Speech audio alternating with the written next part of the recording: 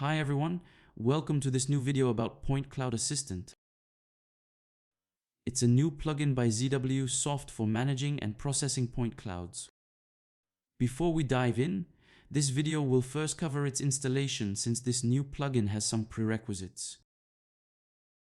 To use it properly, you need at least EASYCAD 2026, the version 1.1. And to know which version of EASYCAD you are using right now, let's open the software first, and then let's check the online tab. And now I just have to click on About.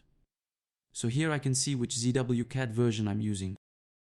So here in my case, it's the version 2026 1.2. So that's the right version for using the Point Cloud Assistant plugin. If it's not your case, click Check for updates here to run the necessary updates. And if you don't have EASYCAD at all, you can always download a 30 days trial from the official EASYCAD website. Alright, so now the checks are done. I'll close the software and start installing the Point Cloud Assistant plugin. So I double-clicked on the installation file and this page prompts me to start the installation.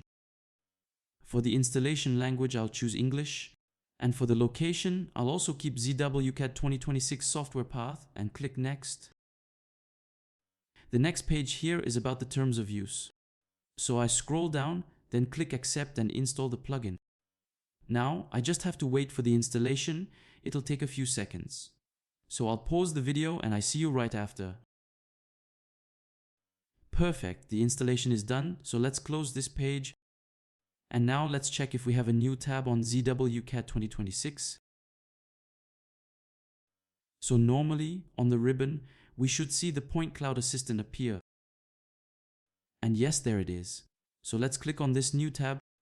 And as you can see now, you get access to a whole new set of features that we're going to explore in the next videos.